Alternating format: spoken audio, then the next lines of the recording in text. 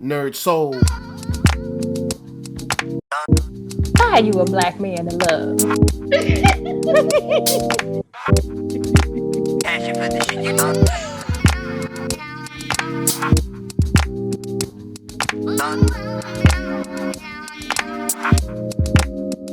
Hello, everyone. Thank you so much for joining us today. Welcome to Black Together, a walk in her shoes. I am Lady Lisa. I am here with my sister cousin, partner in crime, Madam Buddaphlai. Say hello.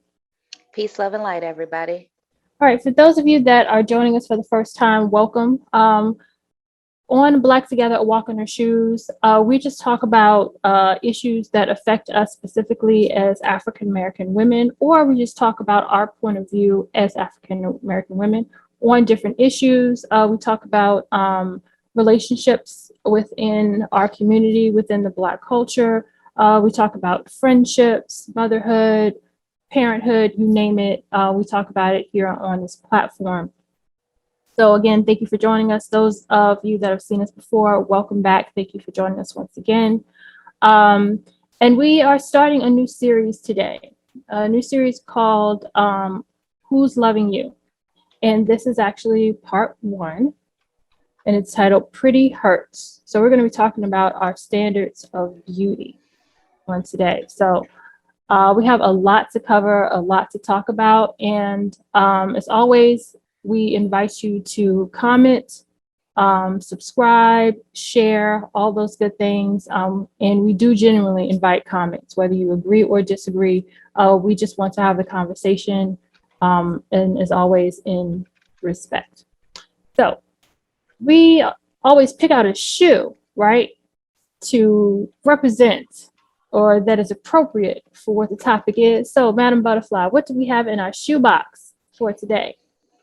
Today we have a Razi African gladiator sandal as we dissect the standards of beauty. That sounds scary. What does that look like? It was like a hand beaded sandal.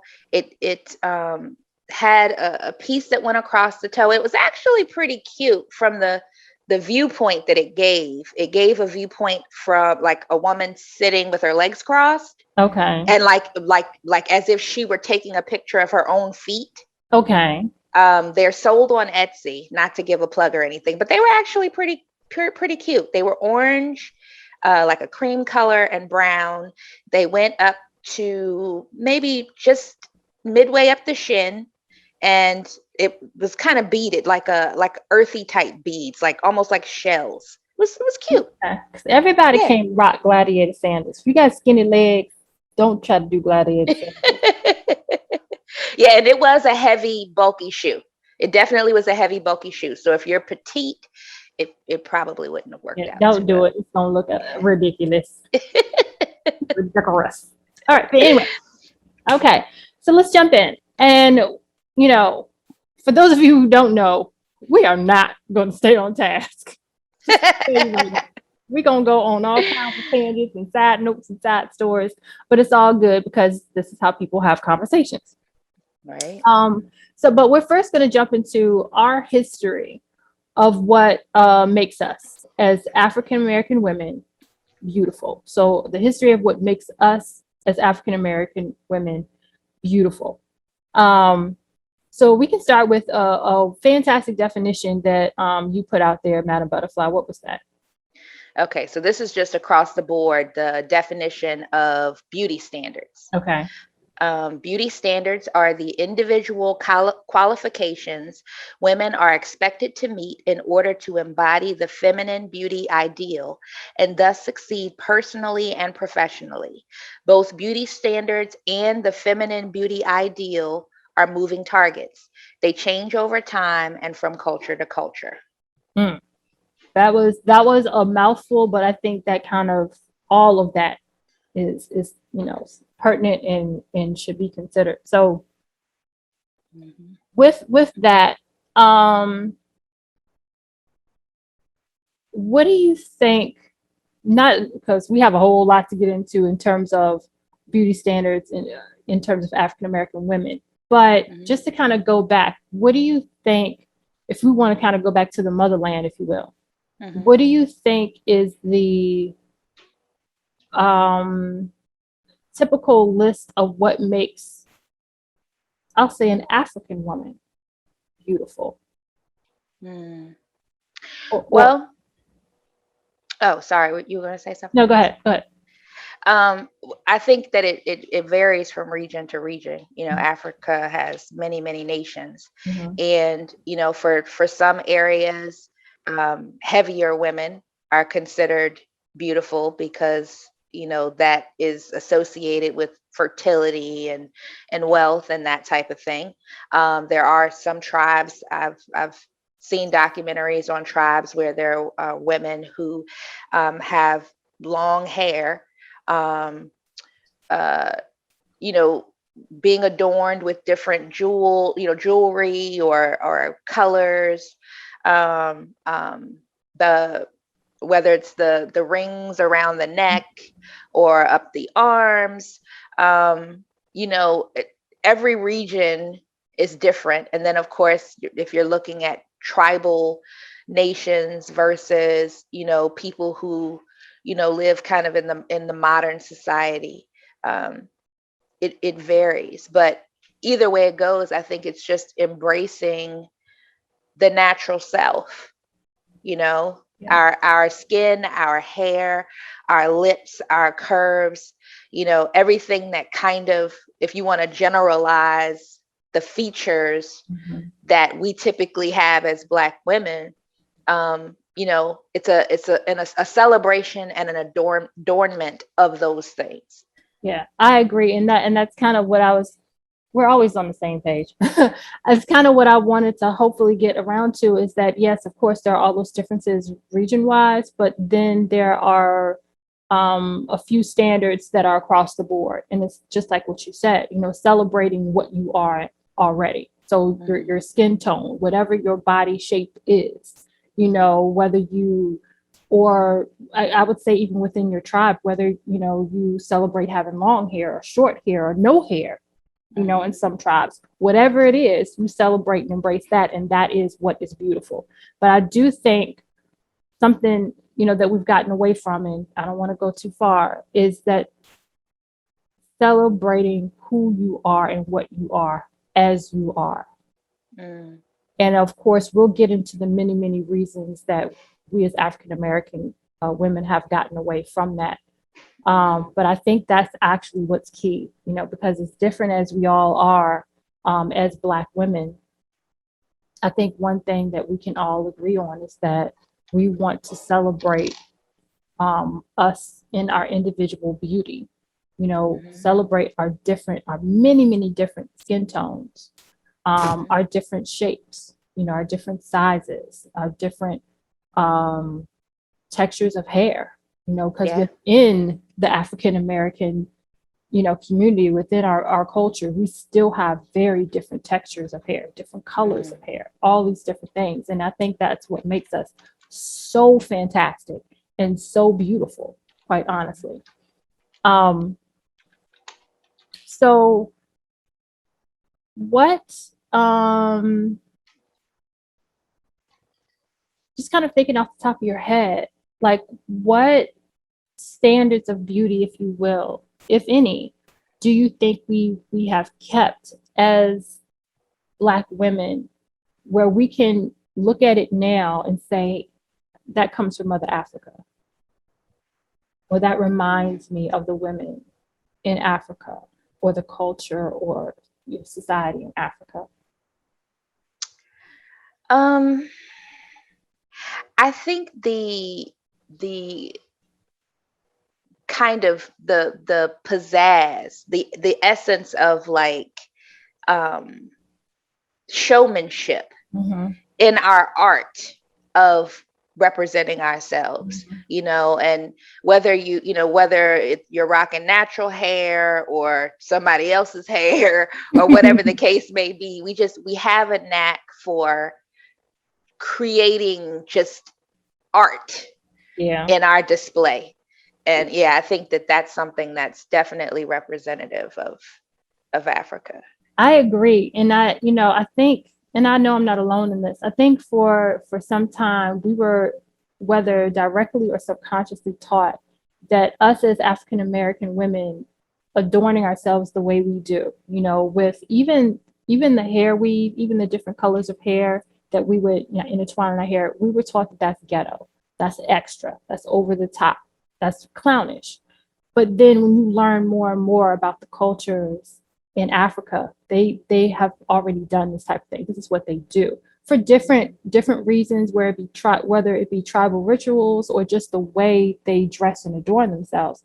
A lot of things that we do and take on, we do, I think, just out of that's what's in us without even knowing the background. And it's honestly amazing to me that that's how things work. I think that's just amazing how that works. And of course, it comes across differently because we are in America, and with, everything that has gone on, which we'll get into, with being inundated with European culture and European standards.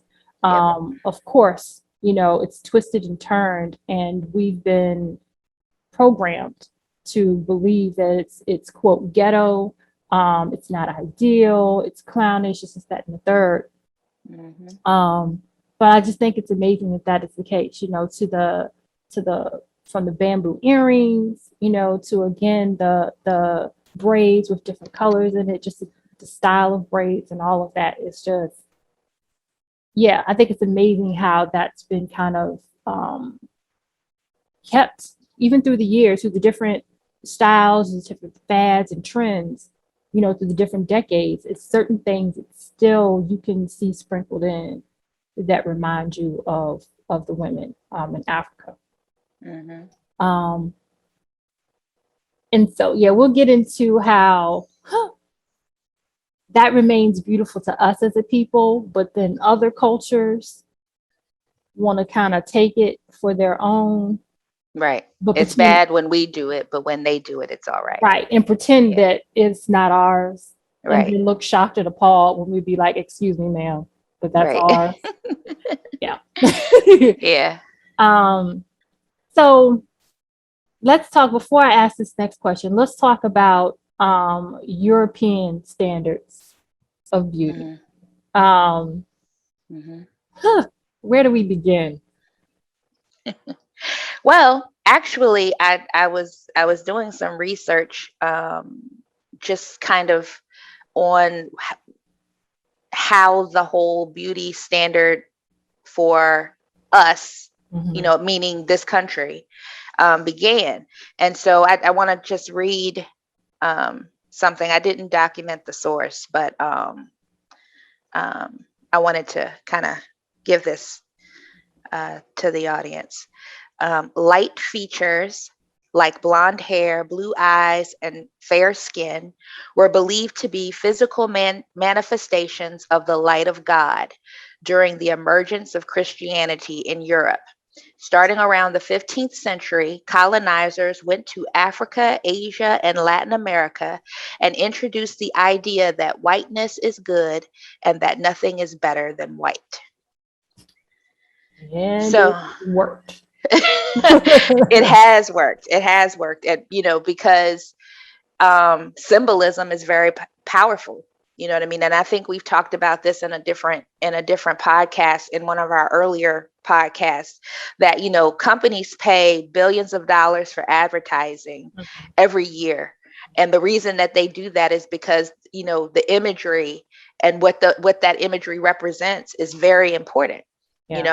Little kids may not be able to read, or may not even be able to articulate full sentences, but they know what that McDonald's symbol looks like. Absolutely. You know what I mean? So in that same way, if images are being given one way or another, that the darker, the more sinister, angry, guilty, ugly, those types of things, even back then, because now, of course, we have the internet, and, you turn on the TV and every 10 minutes there's a commercial and showing you, something that doesn't look like us. Yeah. For, to represent beauty brands and stuff like that.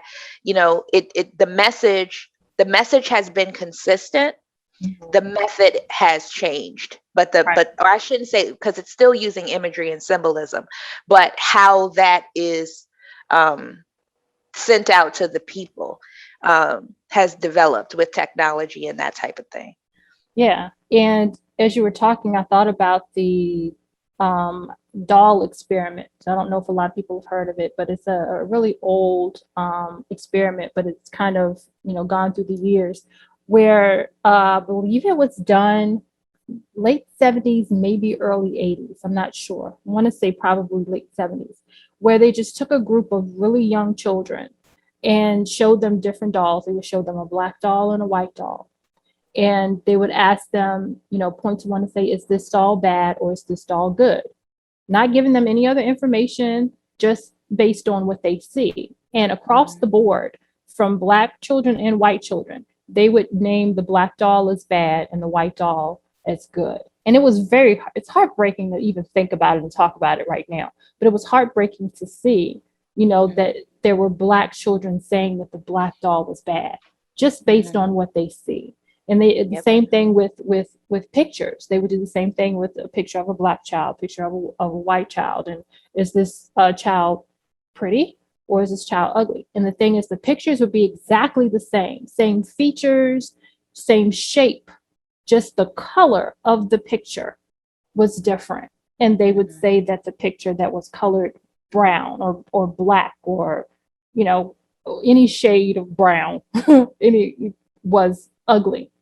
And it was just extremely heartbreaking, but it shows you how society, school, community, whatever, media has successfully inundated children, people, with the message that brown and black is everything negative and white is everything positive.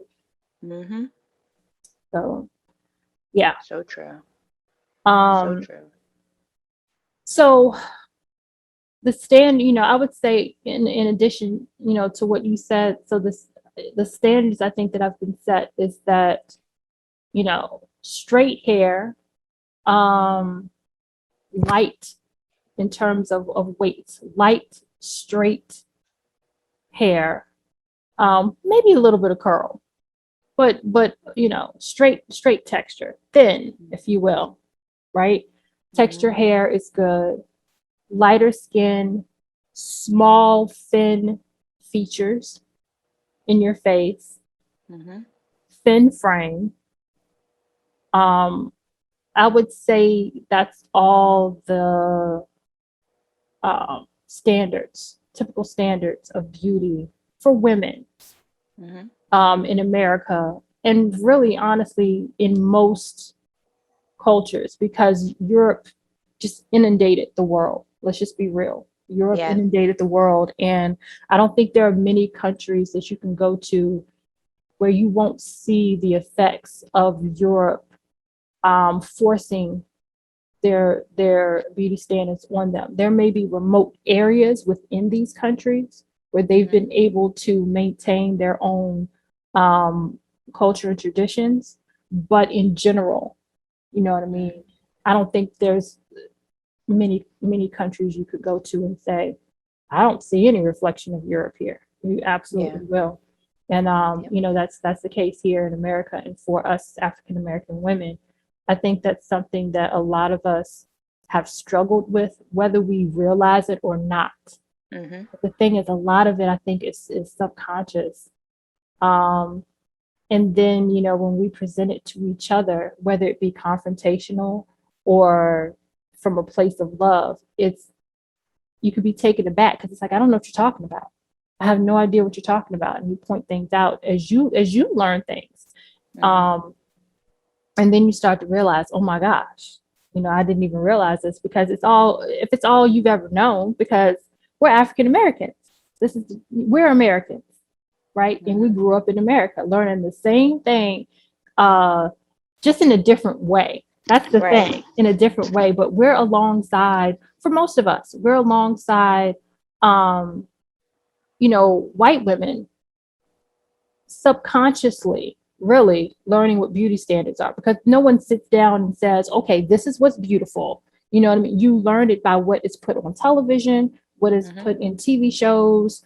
So you didn't realize growing up as you're watching, I'm age myself, but it's all good. As you're watching Growing Pains, for instance, or Full House or whatever, you don't realize that you're learning their hair is what's beautiful.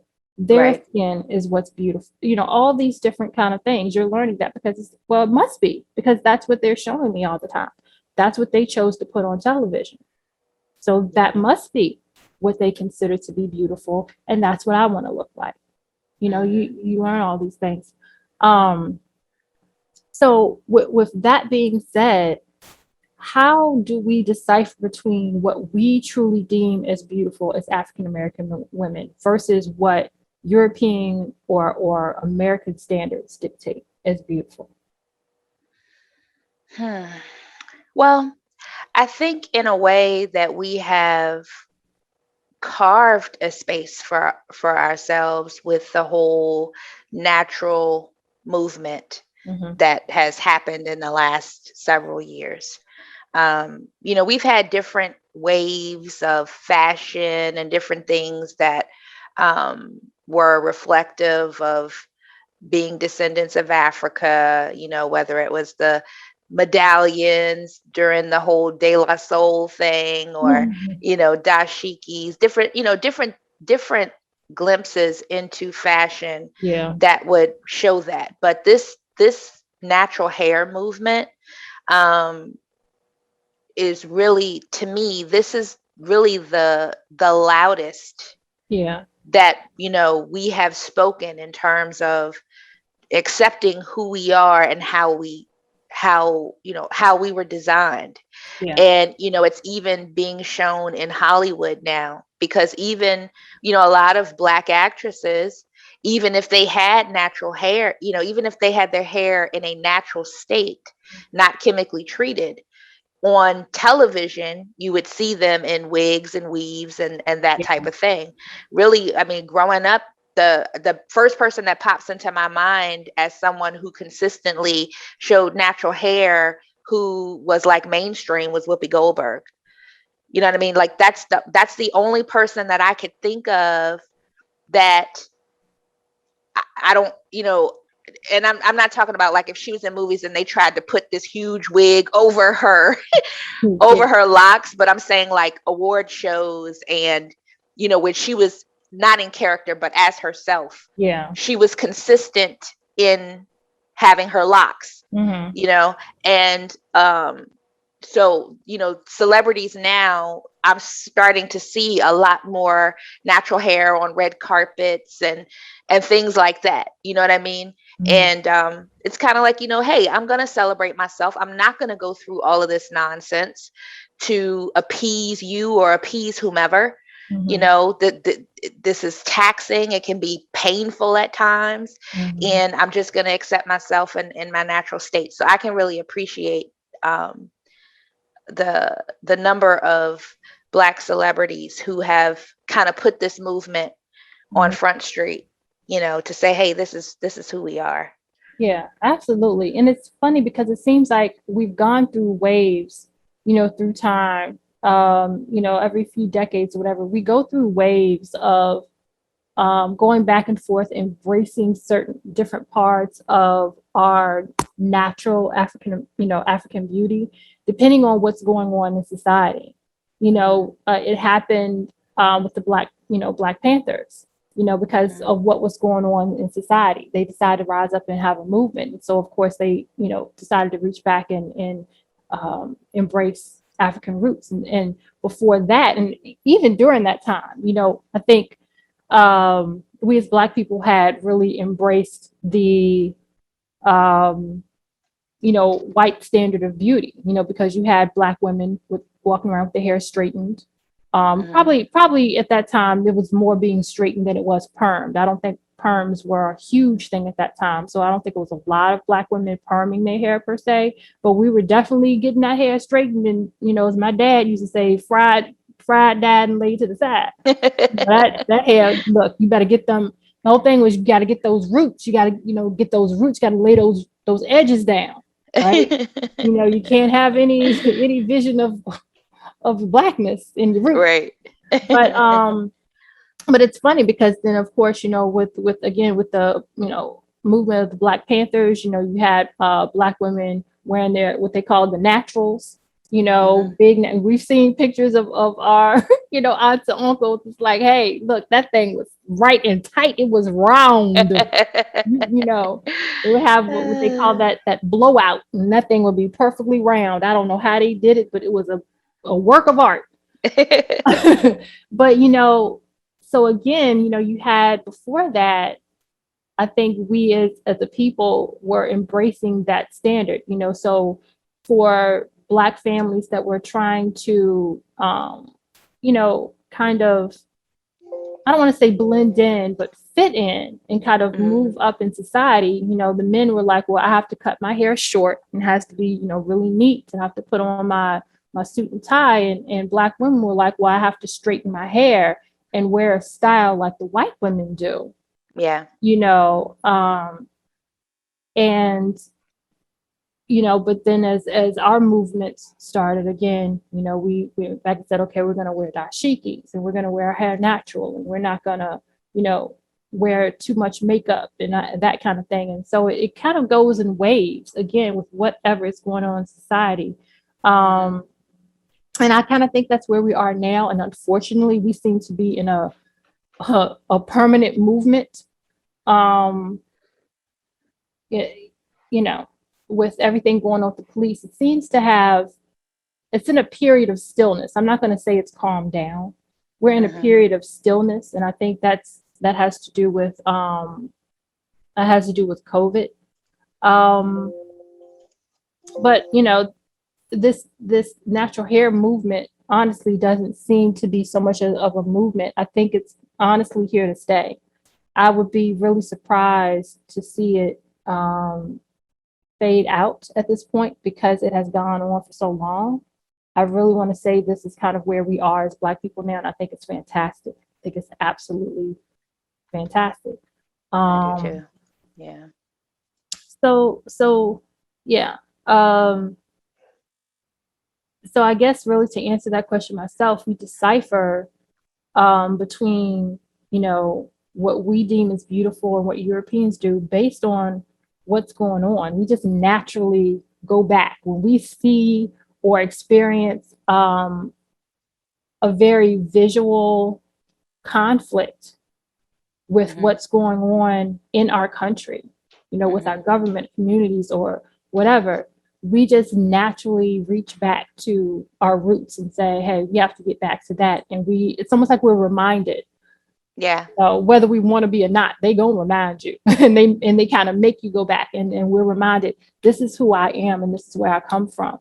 Unfortunately, they're gonna let us know, don't forget, you're not really American. We're gonna always remind you by even putting that African in front of it. You're not really American. You're not really accepted. We're gonna hyphenate this thing. Right. And so it's like you have to be like, oh yeah, so let me go back and remind my own self. It's for real. It's kind of what that is. So yeah. Do you think there are any standards that transcend race and culture that are, as far as standards for women's beauty, that regardless of race, regardless of culture? You have to forgive me. When I first saw that on our talking points, it was just like, please wash your behind was what came to my mind.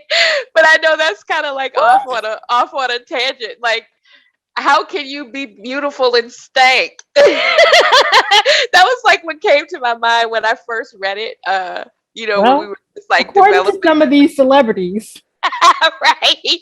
They only wash when they feel icky. I don't even know what that means. Lord have mercy. What do you do with that? I don't know what you do with that. Because it's like, hey, I'm having a party tonight. Do you feel icky? Oh, no, you're good. All right, come on over. Like, Oh, goodness gracious. Yeah, I mean, I think, okay, so in all seriousness, when like for instance, styles of applying makeup, for instance. okay. I think that, there are standard methods of application for business versus after 5, after 6. And regardless of what race, of course the colors will vary, or whatever, but those are like kind of standard applications. When it comes to things like jewelry, I think, at least in this country, more often than not, you would see a woman with earrings or a bracelet or a necklace, which, I mean, that's adorning yourself. Yeah. You know what I mean? And so you don't really see men walking around like Mr. T. That's not, that's not something that's really happens, but Tell that to Mr. T, because I think I pity the fool. But yeah, so I think, things like that, that those were some of the things that came to mind after the whole bathing debacle. Yeah, I don't, of course there are, there may be jewelry that may represent certain cultures or whatever, but just generally speaking, wearing jewelry, wearing makeup, the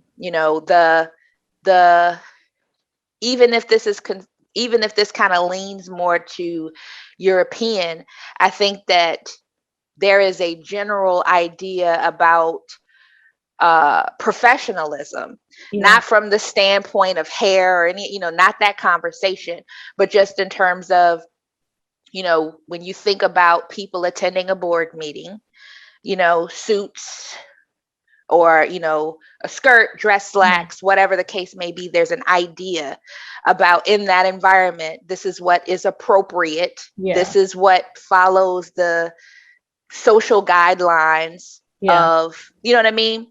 Yeah. Yeah. And that actually has transcended over, all different types of fads and styles, through the years, in general, you wear a suit or dress pants or, dress suit or whatever it is kind of thing. But, one thing I was thinking of when you were talking about the makeup, and this kind of leads into the next part I wanted to talk about, is that it's interesting how some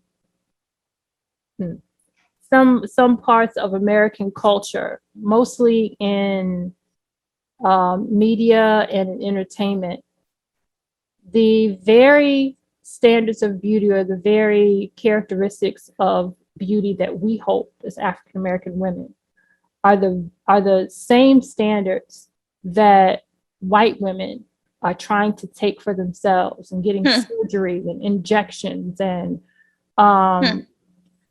trying to wear cornrows and all this other kind of stuff.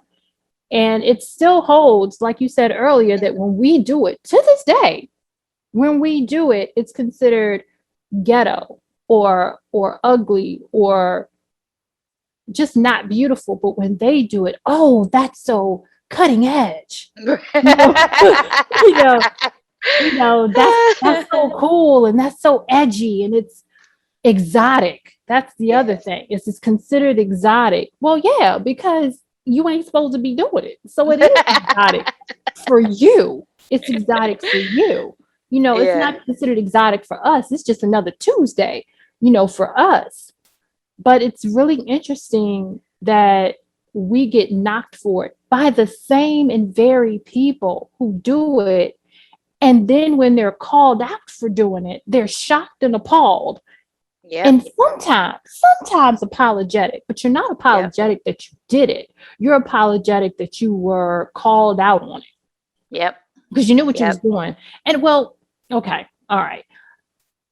I'm thinking about Katy Perry when I say this, because I can't remember exactly the video, but she did like this video that was just like, okay, so the plan for the video is for us to offend as many cultures as we possibly can in the 7 minutes we have to do this song and go, right? So that's pretty much what she did. And she got called out on it. And then I think eventually, if I remember correctly, eventually I think she halfway did an apology. At first, she tried to defend herself, and then she halfway did an apology. And it's just interesting to me because my thing is, on one hand, white culture comes across as being the end all be all, better than everyone else, and so great. But then your culture consists of taking everybody else's. But if you are so wonderful and so great on your own, why you got to take everybody else's? There you go. I'm confused. Right. But yeah, I thought about that. And so thinking about when you said, everybody does makeup, it's like, but even with that, y'all find a way to appropriate.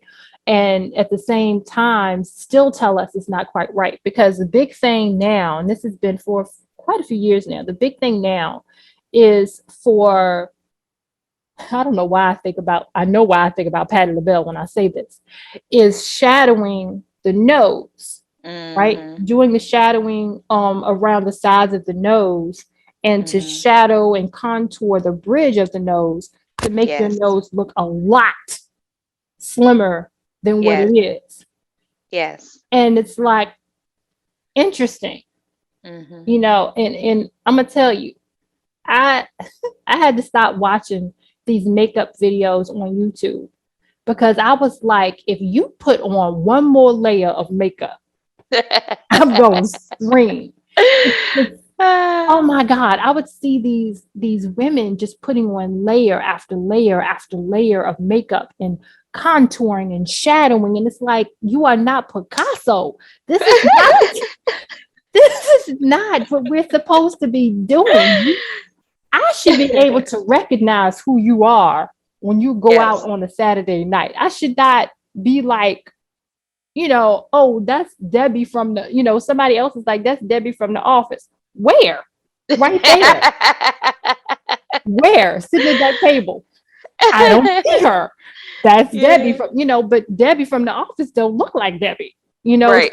She looks like a totally different person because she's thinned her nose and she's contoured the cheekbones to no end, and she's got cat eyes like a lion. What are you doing? It's like, what are you doing? You're changing yourself into something else, and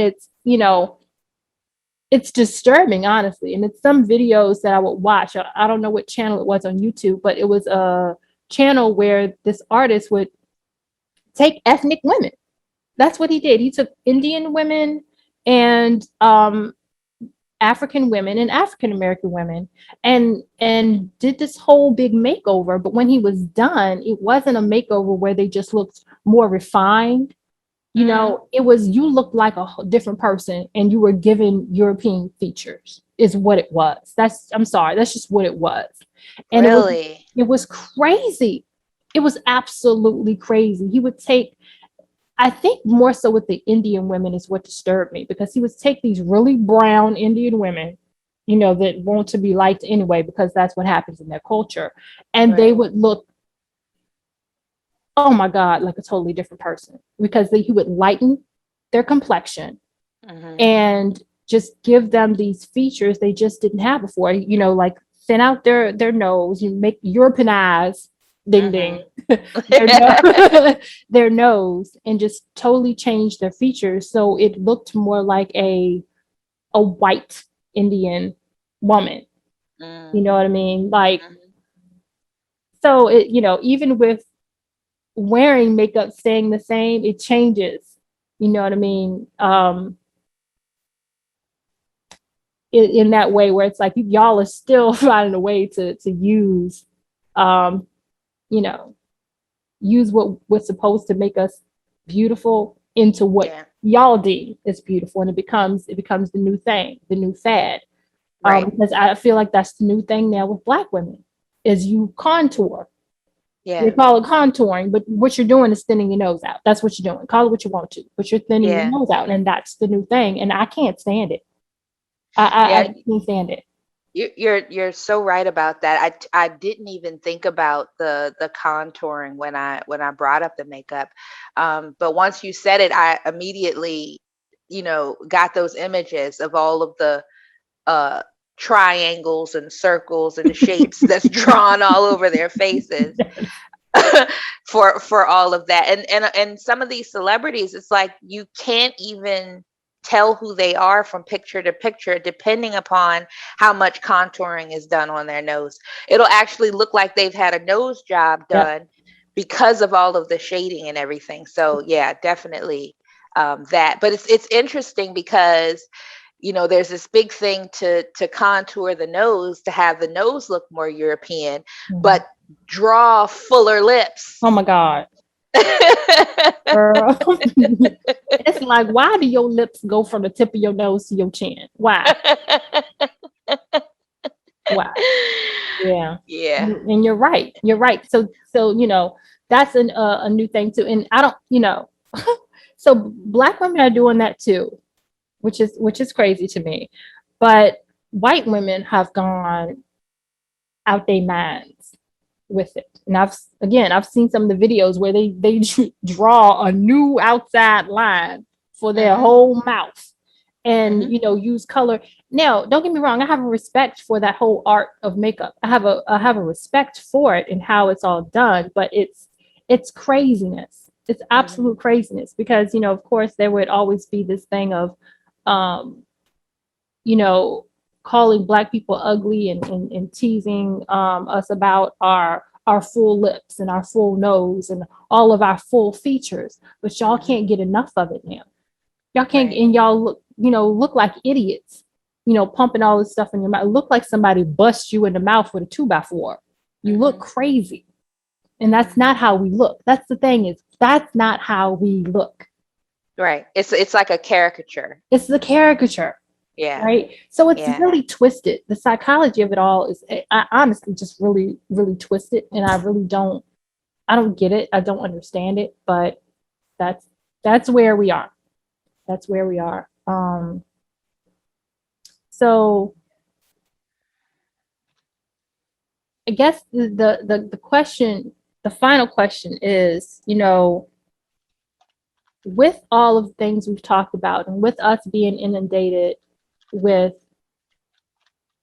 these really unspoken but still communicated standards of beauty that change but never change in our favor.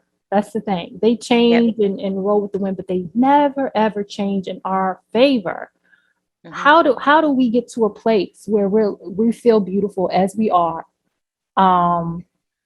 with all of that? How do we get as African American women? How do you think we get there? By minding our own Black business. I mean, that's the short answer, and I'm sure it's pretty simplistic because that's always, easier said than done.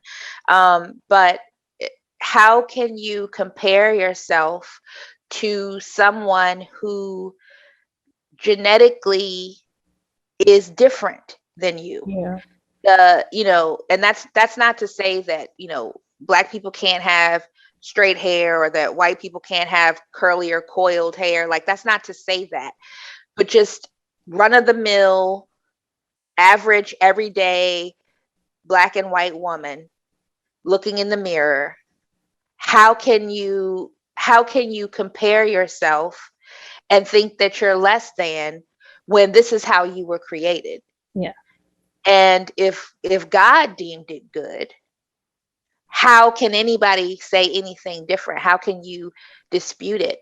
And I know that everybody who listens doesn't have the same spiritual ideology that they live their lives by.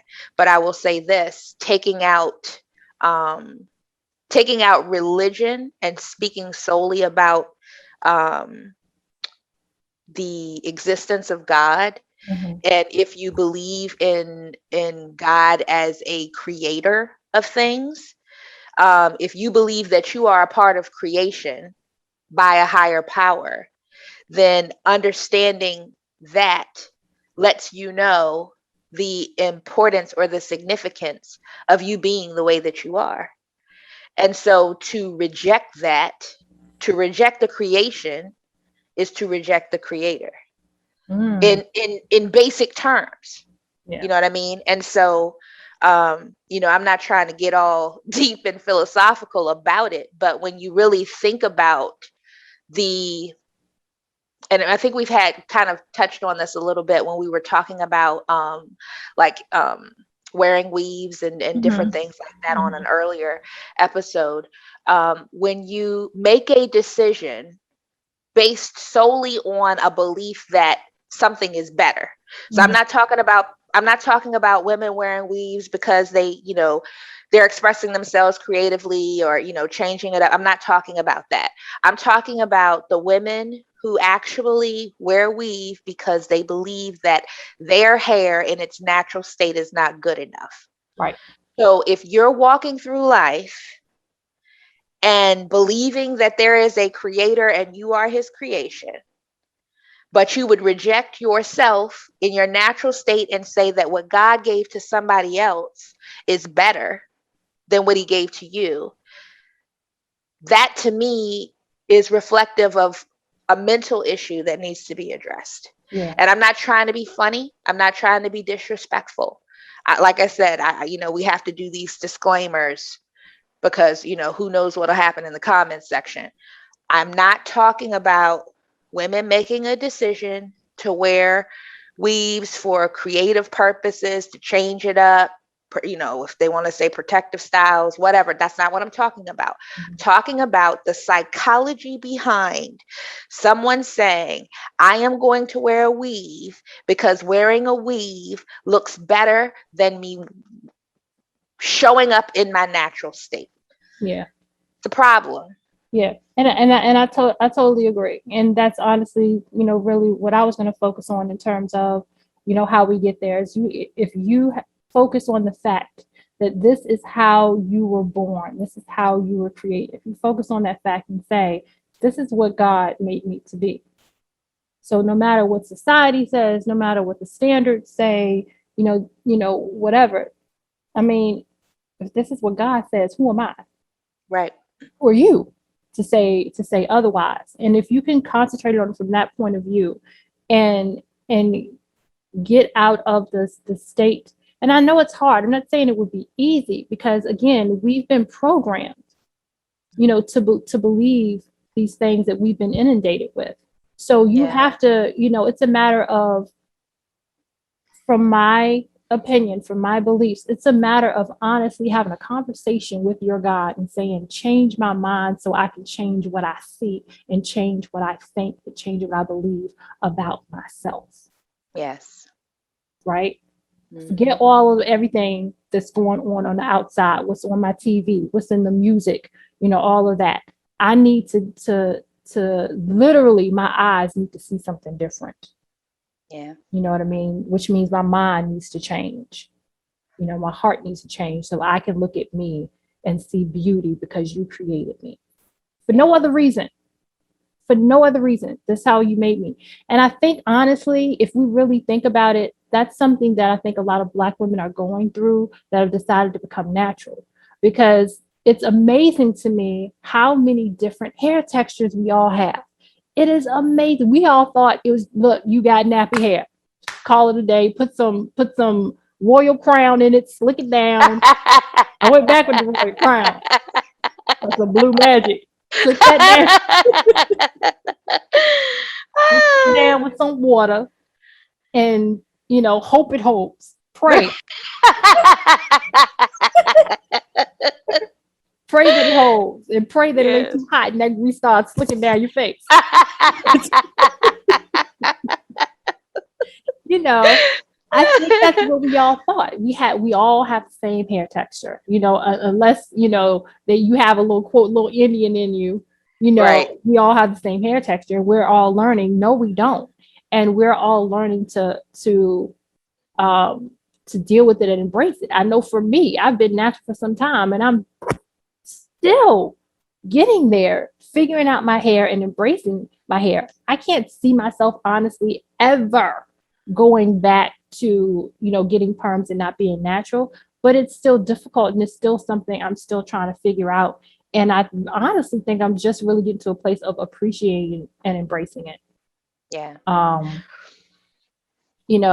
Because we've never, I don't think any other place in time has it been so broad for us to say, hey, as Black women, we are going to explore and embrace our natural texture of hair. And so now, Lord, we went from having nothing in the stores to being in the stores for 3 hours because we can't figure out which product is right for which natural hair product is right for us. Shout out to Target on that one, because Target is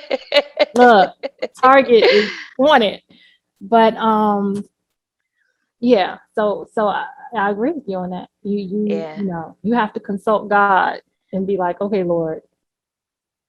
Yeah. Fix it. Well, and something else, when you were talking about, like the grease of old and all of that kind of stuff, like, especially for young black girls who are of the 80s, of the 70s, where the straightening comb and then relaxers were a big thing. We won't even mention the Jerry curl. We'll just leave that out.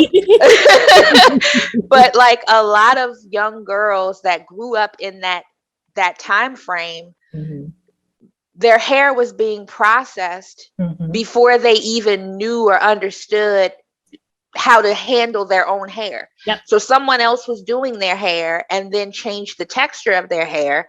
The texture was continuing to be changed. And so once they did decide to go natural, there's this huge learning curve because you don't even know what your hair looks like.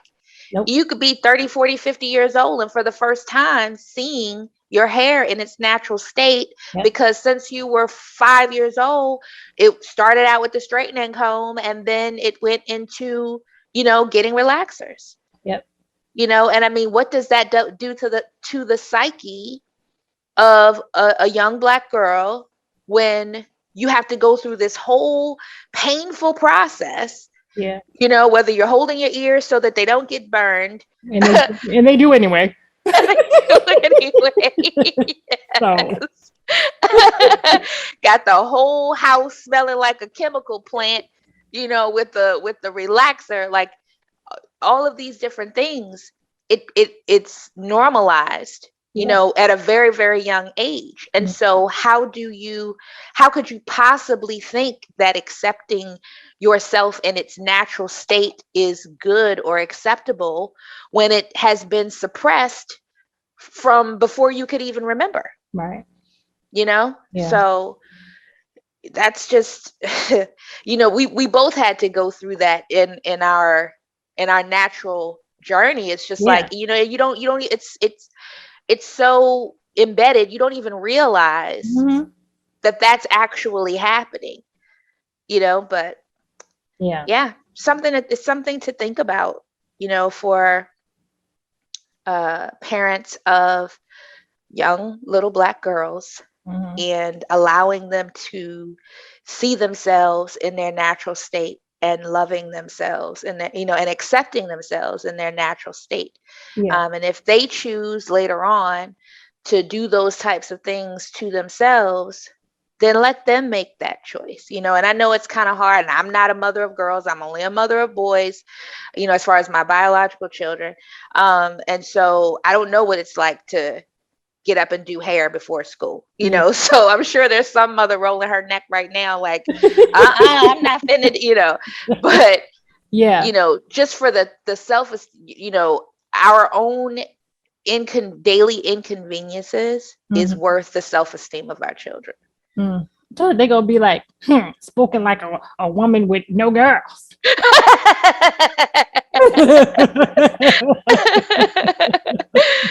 So true. So it'd be true. like, this is what covers everything. She be all right.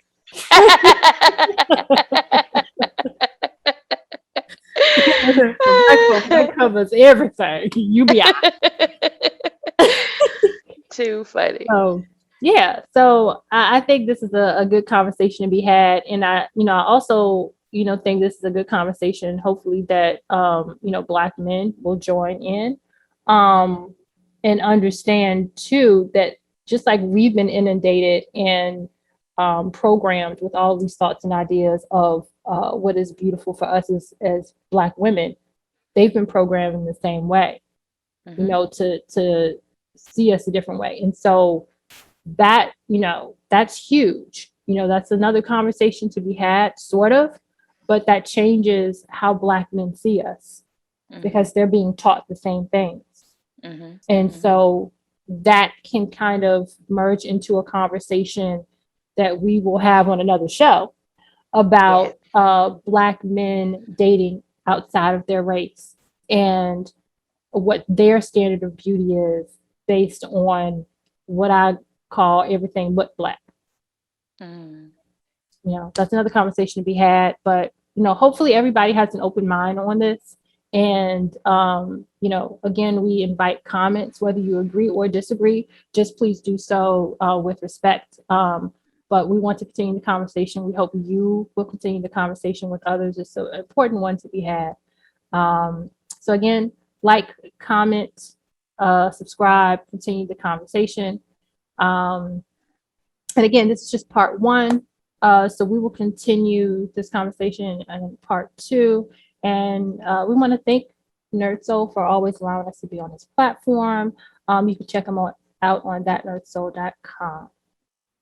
All right, so bye, y'all. Peace, love, and light, everybody.